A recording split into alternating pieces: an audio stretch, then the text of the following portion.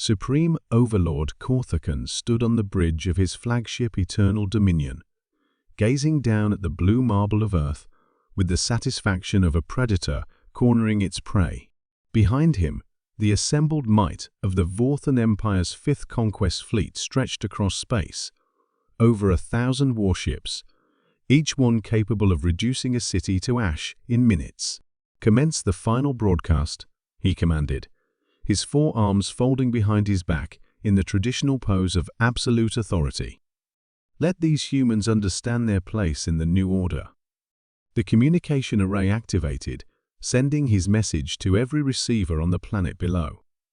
Overlord Korthakan had delivered this same ultimatum to 47 worlds before Earth, and the script never changed. "People of Earth," his voice thundered across radio waves, television broadcasts, and emergency frequencies, "I am Supreme Overlord Korthakan of the Vorthan Empire. Your world has been selected for incorporation into our domain. You have one rotation of your planet to surrender unconditionally.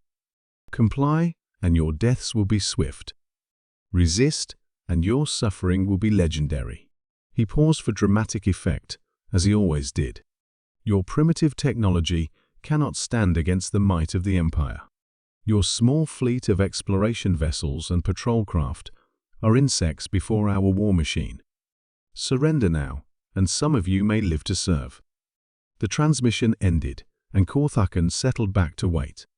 Sometimes they surrendered immediately, the smart species usually did, after calculating the odds. Sometimes they tried to negotiate.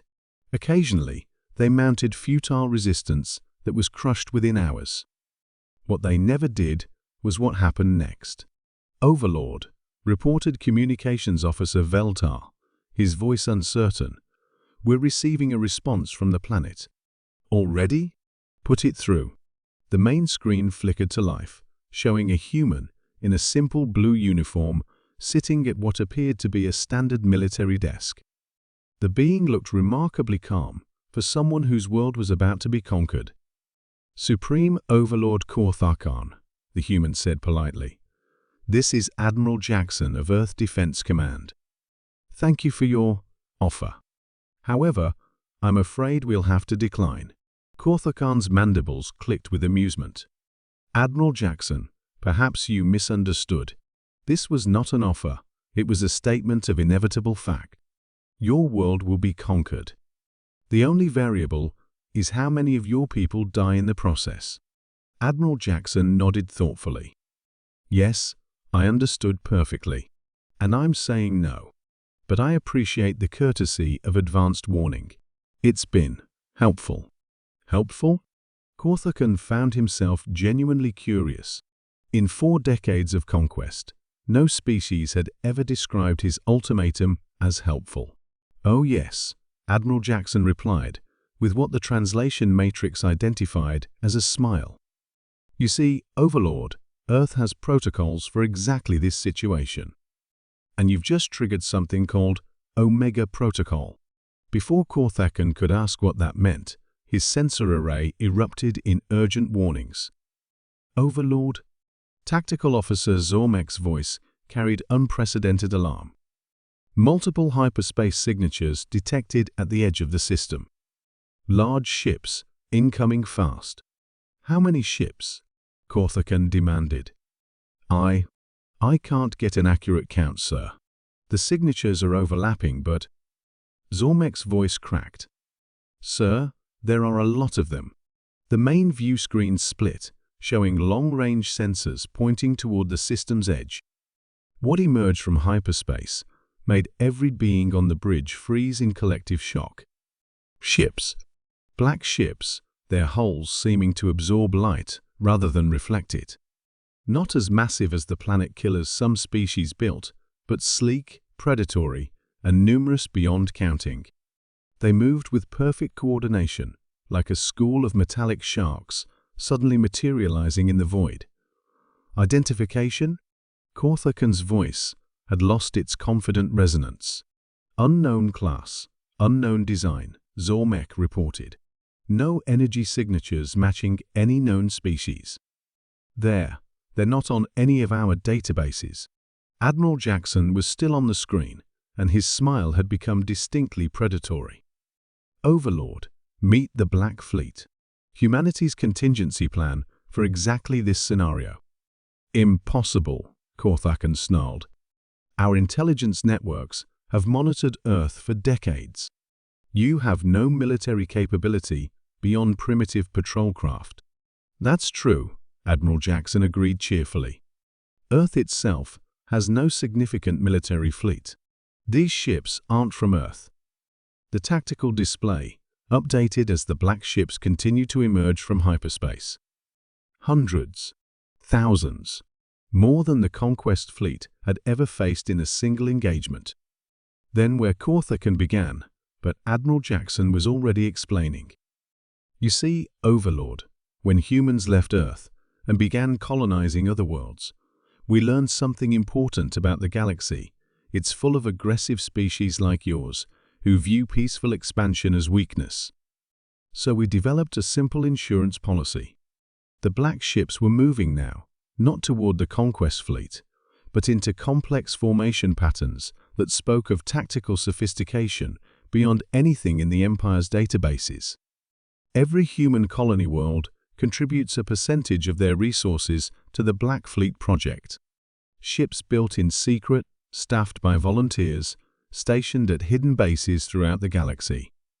They have one mission: if Earth is ever threatened with conquest, they come home."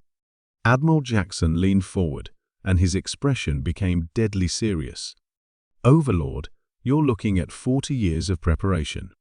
Ships built by colonies you've never heard of, crewed by humans who left Earth as children and have spent their entire lives training for this moment." Korthakan felt something he hadn't experienced in decades of conquest: doubt. "Your colony ships could not have built a fleet of this magnitude. The industrial capacity alone." "Oh, they're not just colony ships," Admiral Jackson interrupted. "Some of our colonies are industrial worlds, Overlord. Some are research stations developing new technologies.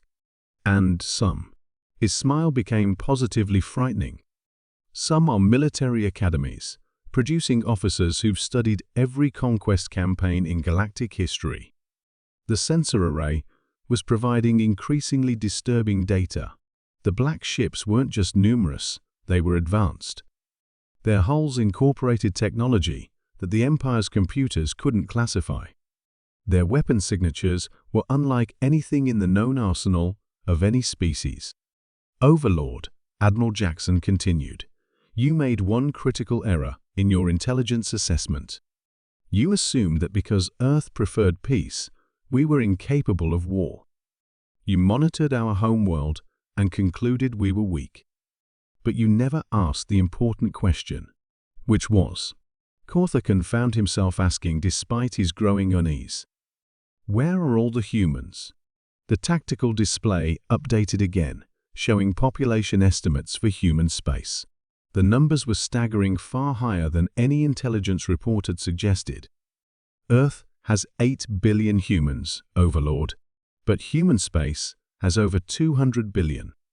We've been spreading throughout the galaxy for decades, building worlds you've never discovered, developing technologies you've never imagined. And every single one of those humans knows one fundamental truth."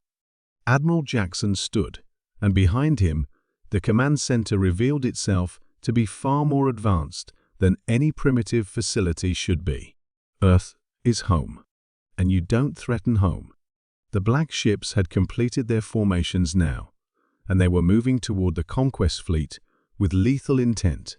Korthakan's tactical officers were providing increasingly panicked reports of weapon systems they couldn't identify, shield technologies that defied known physics, and coordination patterns that suggested a level of military sophistication the Empire had never encountered. "Overlord," Admiral Jackson said, his voice carrying the absolute certainty of someone who held all the advantages, "you have one rotation of your planet to withdraw from this system. Comply, and your retreat will be unmolested. Remain, and discover why human colonies are willing to spend 40 years building the Black Fleet." The transmission ended, leaving the Bridge of the Eternal Dominion in stunned silence. Overlord Korthakan stared at the advancing wall of black ships and realized he had made the first serious miscalculation of his career. He had threatened the children of a species that viewed the entire galaxy as their neighborhood. And the neighbors were coming home. "Signal the fleet," he said quietly. "Full retreat.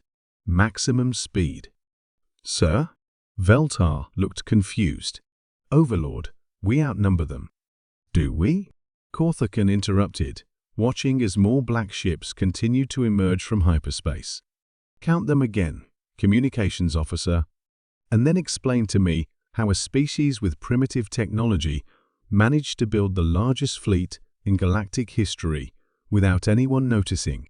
As the Vorthan Empire's Fifth Conquest Fleet began its hasty retreat, Korthakan made a mental note to update the Empire's files on humanity.